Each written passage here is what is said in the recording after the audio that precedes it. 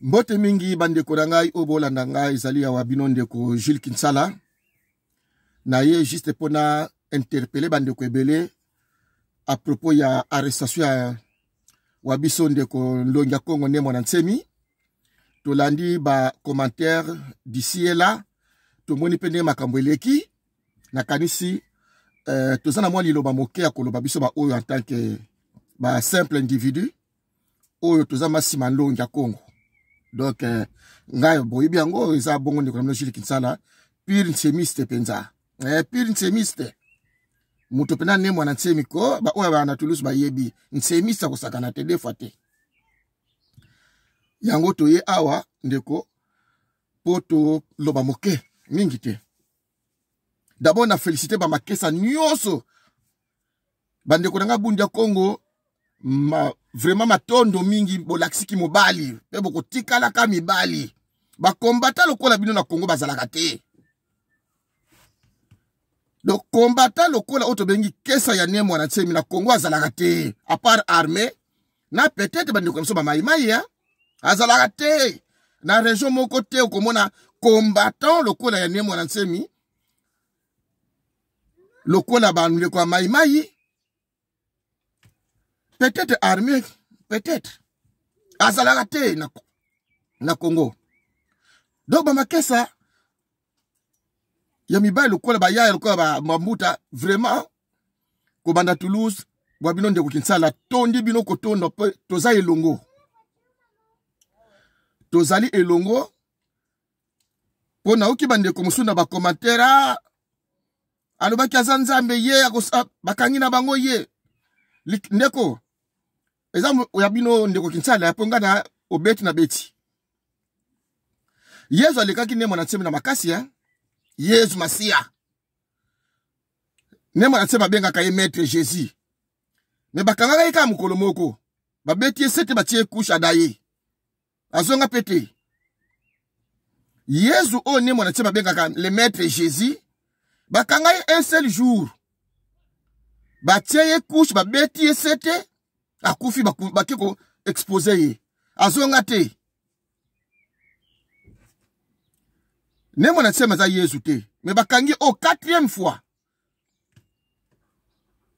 oyo 4e fois bakangi ne mwana nsema na ba condition humiliation lokola ba romenyoso lokola kimbangu lokola yemoko Yesu ba humilia ye babeti ye couche lokola Gandhi babeta ye ba lamba moko bo izalaka te lokola papa Simon Kimbangu babeta ye pan lokola mona kandonga zo na sultani bo ndire kilote ba leader bazalaka bongo il faut les kanzela wana leader il faut les kanzela wana faut ba humilier yo do bandeko la ngai tangu ndosoka ba ngulu mususu non bakangi prêtre na bino boino te ye bakangi 4e fois mais azali akozalaka kaka poko bimana ye akozalaka ne mona sema kozalaka.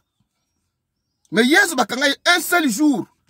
Babeti c'était couche 3 adaya. Adaya. Histoire za bongo. Nemo na sema za Yesu. Taza musika ya Yesu na se ya Yesu. Mais au 4e fois bazo kangaye azalaka pa ko zalaka kaka. Ba militaire o bakeko kangaye na ibite bino bosala ba droit lokola ngai. Nature juridique arrestation to benga ngoni. Ba exécuter mandat de comparution, ba exécuter mandat d'amener, ezali convocation, to invitation. Oyo procureur, to OPJ akutinda ba soda, ba arsenal andengo na pobo kene kanga moto.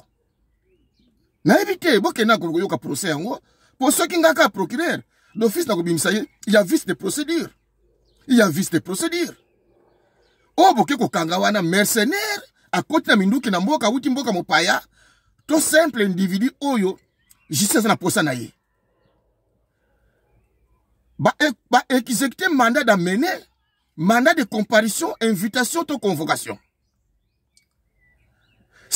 document oyo bakeko kangela ne mwana na ba komini ni kuna oyo arsenal ndenge wana mais to mesana na biso eza ngomba liboso te batu nde bazo panike eza nango bongo ya ne mwana nsemi ezalaka bongo ya ne mwana nsemi ezalaka bongo boye bondibi bobeta 2 jours libanda to 3 jours bon négocier a besoin pour abimina négociation to moni général ka songo na kati ba notable na kati ba bimisi ba tupe ba bimisi ba bimina négociation do botika ba poli abimina négociation ka songo zaki na kati kasi bande ko na ngai to kende pa to songe pai nazo komi tout na me bino ba combattant ya poto ba résistant que je suis moi-même. Est-ce qu'il faut te compter présent dans la population de Kinshasa pour te libérer Mboka? Est-ce que vraiment diaspora biso ba résistant qui va continuer à compter sur la population de Kinshasa pour te libérer Mboka wana? Parce que ce qu'on a dit combat na biso balobi to soko sensibiliser bato ba bimana balabala soulèvement populaire. Mais bande ko to ke ne pas to songe pai. Depuis 96 Rwandais à côté. Depuis 96 ce qui est passé à côté bande ko nangai. Est-ce que vous que Kinois a ça la matilité moko 1000 fois inférieur que bato bazara dans la région? Pour na kivu maimai a tele makamuke. Na ba Congo ba makesa comme na Kinshasa ba tele maka. Mais kenda ba province mususu. Zo ba Kinois. Ce qui Kinois a commis la conception ko la batane mwana tsemi. Que mbila zitelemi ya telemi. 2 jours libanda yepe libanda na mbila 2 jours. Tozu yango population kaka ya Kinshasa ya pamba. Ndenge to tonda kana concert. Bon moi teke to kosala makambe bila bien. Est-ce que mes frères de la diaspora peut-on vraiment compter sur les Kinois pour libérer le pays? Je pense qu'il est temps qu'on se pose pas mal de questions. Il y a des choses à rectifier. Il faut revoir les combats. Et ça n'a pas ce qu'on a. Ba jeune diaspora ozake ba ngonde fi ba bunda pesa ne mwana tsini. Mais ne mwana tsini tata boye peut-être lobi akukufa na ye azo bunda pona bino ba jeune, mais c'est ridicule. C'est honteux oya kozwa maloba ozo loba pe. Hein? Batu bazo kufa ndeko na poto o epo yo ofanda na poto o yibi mitubo nite sana sama bele o mindele ba kufela pona mboka. Ah non, ils ont ma camou privé, ils ont ma camou yena kabila. Dit, tango tozu indépendance, réunion oba panzaka ya abako, ils ont qui ya public. Ils ont qui réunion abako, ils ont mouvement politique privé. Ya abako. C'était un mouvement politique privé. Le coup la partie politique nyoso. Ou une association culturelle ou tribale, peu importe le terme. Ils ont qui popularité. Mais ba oye ba ki ko buka magasin mondele, ba uta ko beta bale. Parce que le système pour me privé. Bon, pourquoi Tokoki ko bandate na incident au démon abimisi bisoto libéré Mboka? Ce qui n'est mon assem à saler lokomo que non, ça n'engage que lui. Mais c'est une occasion pour vous autres, parce que vous en souffrez aussi. Il faut combien de causes pour bino ba Kinois botelema? Il faut combien de coups pour bino ba Kinois botelema? Basango batelemi awa Kino obimi cameraman. Nemo na tsengu bakangi ambali boso Kino obimi journaliste. Lelo bazo kangi ba Kino bazo yemla na bango colonel Kasongo. Tala mboka oyo. Alo yo résistant ozo pota na butu moyi bakanga yo kombe beba po hôtel misa Kinois asala soulèvement populaire. Oza sûr. Mais depuis 96, les Kinois prouvent que basana immaturité ko le kabata uta mboka. Au village, ça bouge quand même. Dans nos villages, ça bouge. Pour ceux qui ont maïma, ils ont le Kinois, ils ont mawatro. Ceux qui ont taboun, ils ont le Kinois, ils ont mawatro. Bami pesi ba kombo, prince di benge, bami pesi. Mais non, où est Serge Ouelo? Où est Bakovo Ingila? Où est ceux qui tous ces jeunes, où est l'accent qui mitou à Wapi Bango? Wapi ba Jakindana? Soit disant encadrer la population. Il n'y a personne. Donc, je m'adresse à ouvrier. Ouvrier. Il faut combien de causes pour il est temps pour se prendre en charge pour libérer Mboka. Bah, chômeur, t'as la condition na yo. Mais il faut combien d'incidents pour yo ose profiter na yango que non, trop c'est trop, moi aussi j'en profite. Jeunesse ya lelo. Obo tondi be kotonda bo kimba province, boko lana ba terrasse, ba wewe, boko konde ko tamusaka pousse ti anenini. Mais il est temps. Ne mon ma saliboy, oui, mais tu en profites toi aussi. Bino, ma société, vous profitez. Parce que tout le mouvement de résistance. Tout le soulèvement populaire. Tout le tout se libérer. Ba militaire. Mais ça m'a watro pour Nabino. Wapi armée yango. Nabilama na bolati wana. Toke na batloka ba étudiant lelo. Mais autant la condition Nabino ba étudiant. Mais quand est-ce que vous allez vous réveiller? Il faut combien d'incidents pour vous profiter na yango parce que tant que révolution koya to soulèvement populaire même ngungi ou aswa ki maman ma passe à koufeli mwana et quoi cause la cause pour bino botelema les intellectuels mais beaucoup tika na humiliation botimo kolonini incapable ou tel msa ba étudier na cours na yo incapable au toucher et to ya étudier na cours na yo ba église Boko se libérer mon colonini. Bande ko nanga soit déjà ba groupe de pression. Ba société civile. Ba parti politique. Mais il faut combien d'occasions pour vous en conscience que non, voilà l'occasion est là.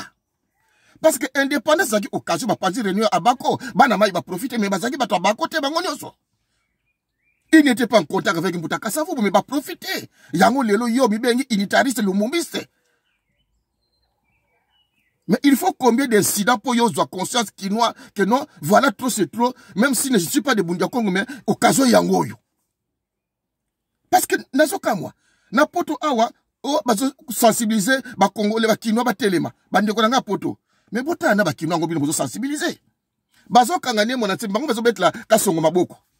Oye mutu azangi maya kumela. Oye mutu atanga a classe T. Azo la libanda. Azangi toilette. Mais yazo bet la kasongo maboko. Yazo ko glorifier Kasongo. Ba bimba cameraman, ba journaliste, tana mikolo ne bako alimenter ba journaux. Mais pendant que eza bitumba ofi ba saisir l'occasion que ma kesa kuna ne mona tsimba ba sali biso pe to profiter to sala biso. Zéro.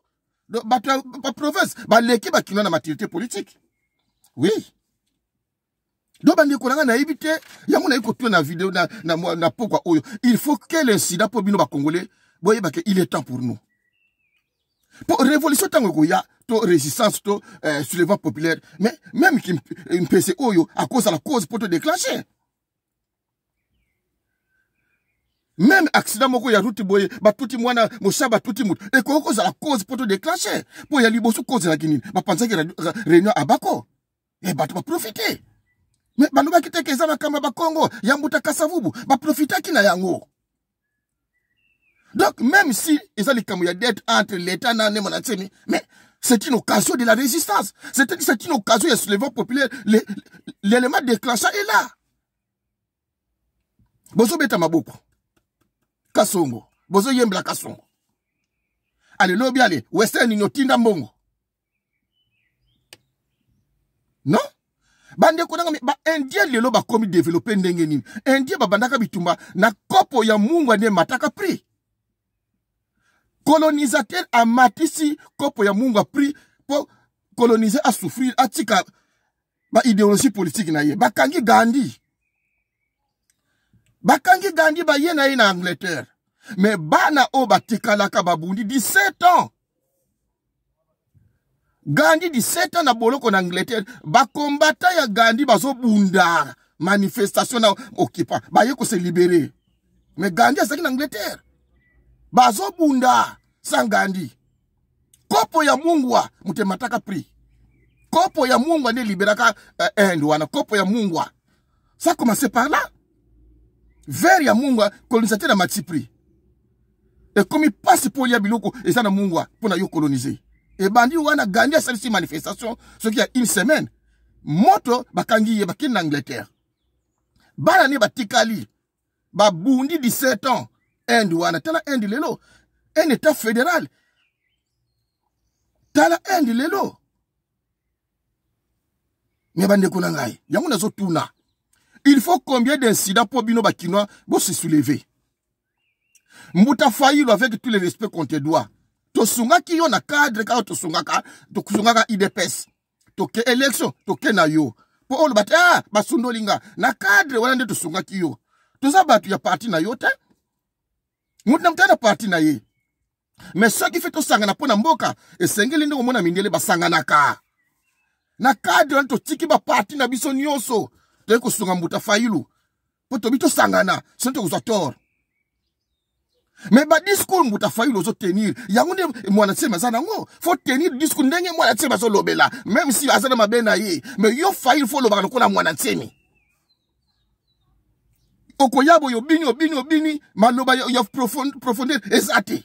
Allez, tana foule tout au bayaki ba perdre. Mais reno foule oyo zo tele misawana. Peut-être abako azalaki na foule wana tipo population ezalaki démographie ezalaki ndenge moko te na lelo.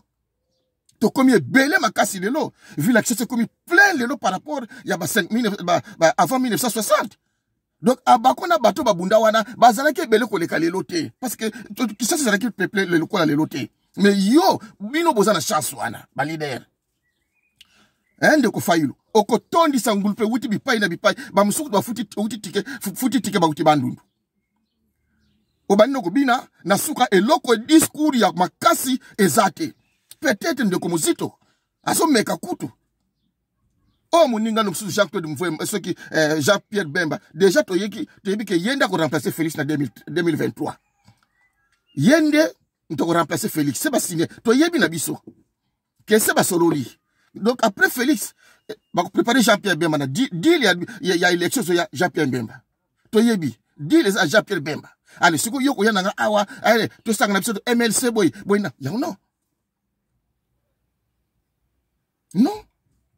Donc bande ko ngai na yebite, ya ko na loba, na o bino boso ko tonga, ko finga, ko beta maboko. Tang bakangi yezo baki ngo bolela pona ngai te me bolela pona bana na bino. Na lobite ke nemo na tsema za Yesu. Mais boye bayango ke oyo to ezokoleka eza pona contre bino moko violence akola ko kufana pe lobi aza bana ne bakoli basalaka na bango eza soni mingi yo na poto otiaka bik rouge pour tata monene boya bundaka yobituma yo fani na poto awo ozo fongola pe monoko ozo corriger je suis contre ceci qui intellectuel la buzoba na poko kiko kombola ale na moyo yeba français na ba diplomatique. Et tu n'es là que pour corriger. Moi, je vois ça. Moi, ceci. Mais quel est Namboka? Mais il y a ça Namboka. Ba leader, bazo bunda, ba Namboka. Ba makele la pomme. Personne n'a leader, bilo, bilo, quoi, nemo, na sim, oya, aso potana minduki, pendant 4 ans.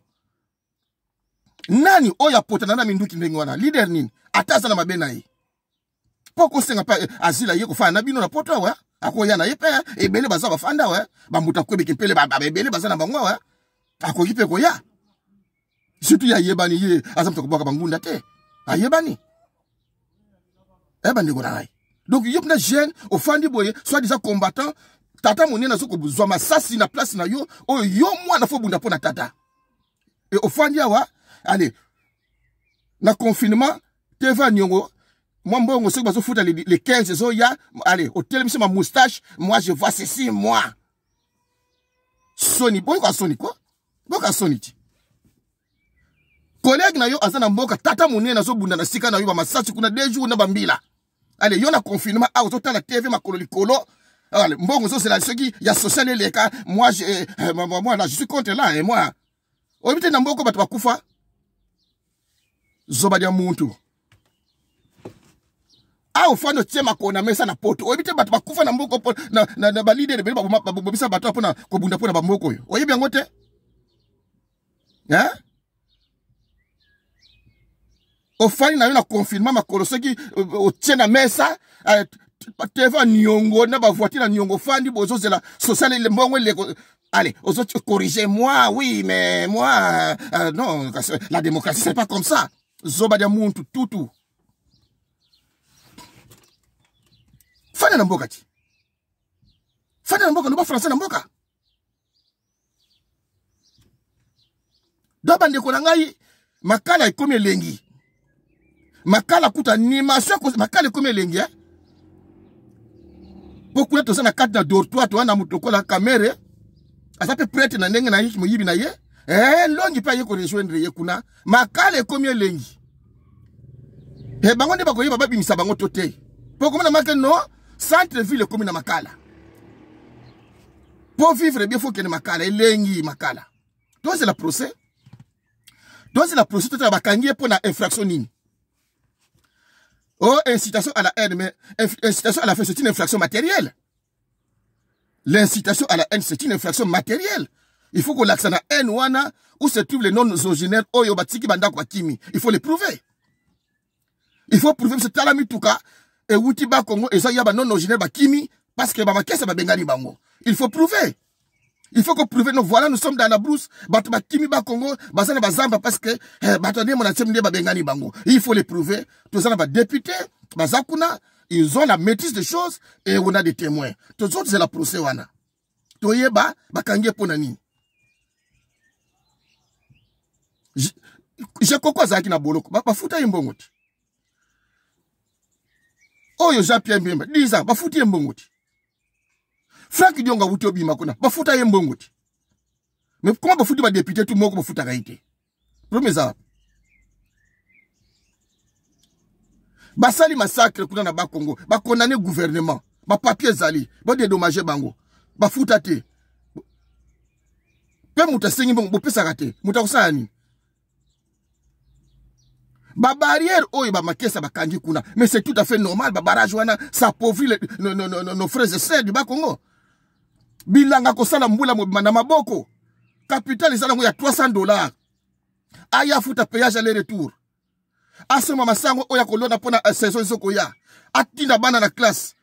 Ako se retrouver ndenge nini. Et puis mbonga péage soko kende wapi sans cynique. Ako se retrouver ndenge nini. Alors tolo baté. Na bandu nukuna ministre ya transport akei alongola péage. Soda betie masasi. Bonanda kyango binomoko. Ministre ya transport akeba longola péage. Soda moko boy impoli abeti masasi likolo. Liboso ya ministre. Oyo tout c'est normal parce que le Congo de Lumumba. Pour Congo de Kimbangu et cause de la boité. Même ça bande ko belé hein. Le Congo de Kimbangu banda kasafu ba kufako, Congo ne kufaka. Bozo kosa na ki fanatisme. Le Congo de Kimbangu n'existe pas, c'est le Congo de Lumumba. Nchanga désordre, ya pas belgicain. Congo Lumumba ko ya. E ko ya. Congo Lumumba ko ya. Ya kasafu pardon. Congo ya Kimbangu e ko ya. Oyo bozo kosa o Congo Kimbangu te. Oh le Congo de Kimbangu non, c'est le Congo de Lumumba.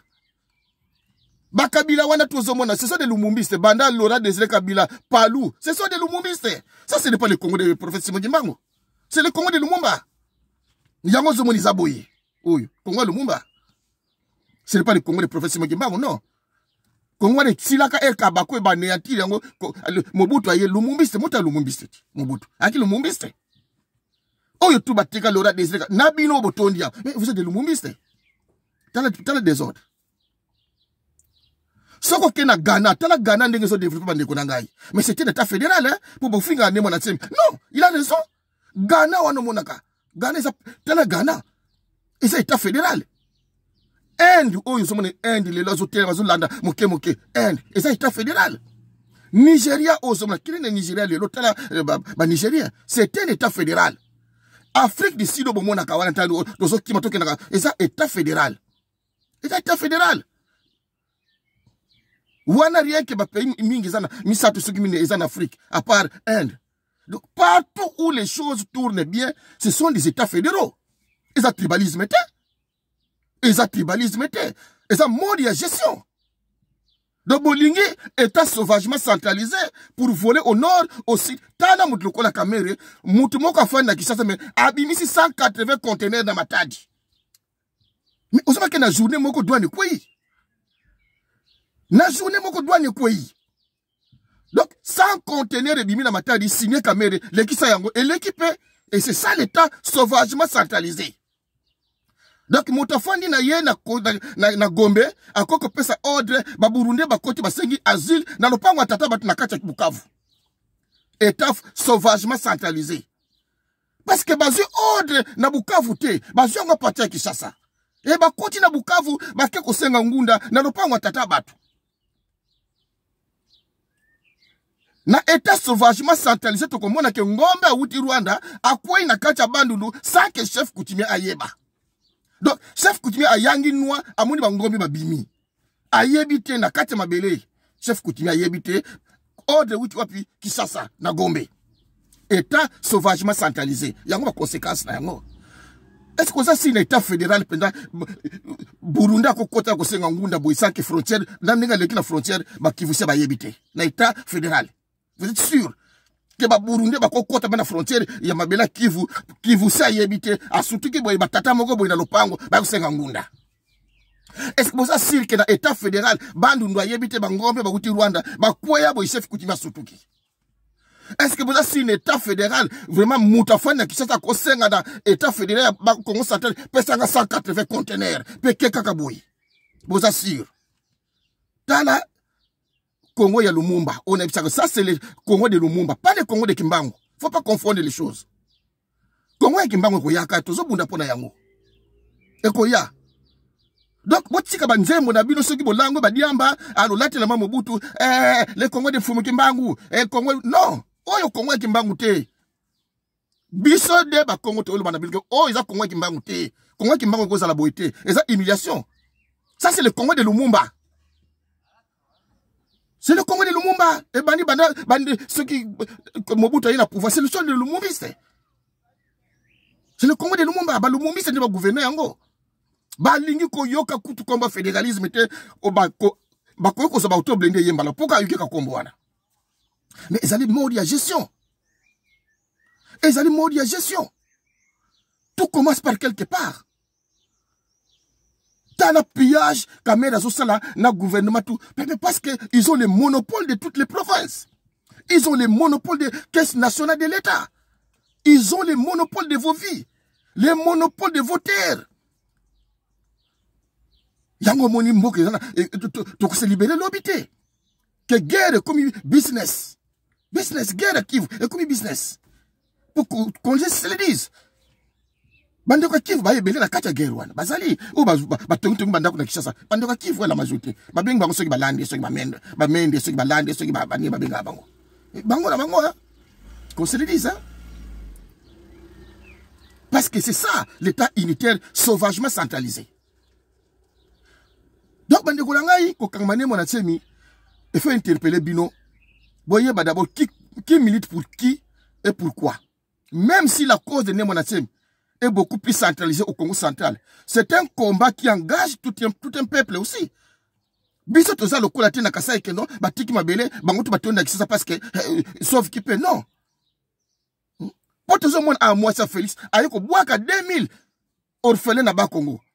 Ba wuti Rwanda. Mais toza na ba orphelins na biso moko na ba Congo, o ba ola le banda na matadi wana. Toza na bango. Tous les orphelins na ba Congo, bazangi place, bazaba shege. Ba orphelin Rwanda o bana yoko bwaka wana, bako bunda na binote, bako bunda nisko na bana o ya biso. Po bana ya biso ba histoire te. Rappelez-vous depuis 96, ba Rwanda ba koti, bana o ba botami na 96. Kasi ba boti botiti, ba baliti. Banda occupation koti na 96. Mwana o ba botami na 1996. Sa auto balati. Abali déjà, à la père de famille. Bongo oy ba yoko boaka leona ba Congo nandenge ba koko. Mais ce sont des serpents qui vont grandir sous vos yeux. Alors, quand les monacés me lèvent les tons, ce qui est grave, comme peine de construire à ba Congo, donc à côté de Nyonga TV, il n'y a pas ce corrigé naïe. Moi, je vois, oui, il fallait. Zobadia Muntu. Bien à Moussousoua, n'habite. Donc, c'est ça. Donc, Boloko est comme Kitoko. Kuna mama na animation ne mona tsema zana caméra zana peut-être peut bakoma ba caméra to yebité pour ebele ki amitié uta boloko hein. Donc boloko peut basali bien ko et comme sur le yenge distraction boko kota kuna distraction kitoko pour na monter ba journaliste makambo ko lobela ba journaliste moko boy moyen bo la musa peuple ne vous êtes là pour parler de caméra OK je ne sais pas maïzate mais ça sont des actes politiques, ce sont des demandes politiques.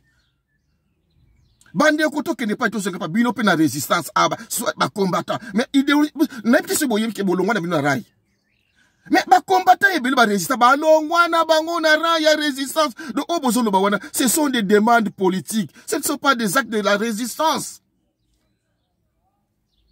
Donc ba radio belé zo tia makelele oui c'est bien beau mais bobima na rai ya résistance ça que boyeba vous êtes des politiciens. Oh, bon, ça, tu as demande politique. Et ils ont une réponse politique. Bon, tu l'as maille. La maille est salité. Bon, c'est que maille propre. Comment est-ce Mama Yemo va quitter Zate. Va mettre Zate. Ce qui Félix a équipé Mama Yemo. Donc, comment va résister Sili? Occupation Sili. Parce qu'il y a un débat. Maloba Nabino va radio résistance. Tant la peuple a mis la maille à salité. N'a pas beaucoup de ça qui bien. Bon. Ce qui peuple a mis la maille propre. Ceux qui sont des moutons et salami. Donc, combat ici. Oui, il y a un monde dans le Congo. Donc, c'est ça. Que non, Boy Makambo Salate, combat c'est si là. Effectivement, ces gens ont raison. Parce qu'effectivement, Bobimina Rai. Résistant au Bimina Rai. Opposants sans que Oyeba. Mais beaucoup de résistants sont des opposants sans qu'ils le sachent. Que vous êtes de simples opposants politiques. Vous n'êtes pas des résistants. Quand tu ne sais pas te définir toi-même, cher résistant, mais comment voulez-vous qu'on vous respecte quand un résistant ne sait pas se définir, c'est qui moi, les résistants, quelles sont mes particularités, quelles sont mes caractéristiques, qui suis-je? Quand tu ignores en tant que résistant, mais c'est tout à fait normal qu'on te dise que voilà, mon cher, tu ne sais pas ce que tu cherches. Voilà les réponses à ce que que les résistants, ils sont lukate, lukaki moi na mboka yana. Moi na mboka ye. Mais c'est parce que Bobima na ra ya résistance. Comme Bunda Bitumba ya combat politique, vous avez une demande politique qui mérite des réponses politiques. Et l'occupant tente de les répondre à travers la coloniser naïe. Conséquence, c'est quoi? On vous dit que vous ne savez pas ce que vous cherchez. C'est vrai. Donc, beaucoup de résistants, apparemment, ils ne savent pas ce qu'ils cherchent. Pourquoi? Parce que tout simplement, Bobimi na raï. Bobimi na raï ya résistance. Bobimi. Et to komi ko beta na bino mitu biso na biso au côté Botafaïlou na kat na résistance. Non. Nga na zamutane mwana semi. Mais na kokoche na kat ya résistance te. Résistance est comme sous. Mais je peux avoir mes tendances et mes orientations politiques. N'engue na lingaka Congo ezala. Mais tant que tout ça la résistance, il faut d'abord que l'on l'empoti. Avant tout qu'on a sokola bilongo biso nyos, to longo l'impoti. Yango tout ça la résistance. Mais tout ça, orientation politique, n'a biso. On a que, et qu'on jamais qu'on réussir, tant que résistance et salamité. État de droit, yango to kenako sala, et ezawapi. Tala ndenge bayiko kanga ne mwana sibi. L'état de droit, so mwana, ba militaire, ba PEM, bayiko kanga civil. Bo ba lati bilamba komi, PEM, police militaire. Mais bayiko kanga civil, moi ba kanga ba militaire. Est-ce que PEM a la compétence, ya kene kanga civil? Bitumba, blende wana. Mais, pourquoi ça même moi? Pourquoi? Parce que tout simplement parce que Nanto Longue n'a occupation.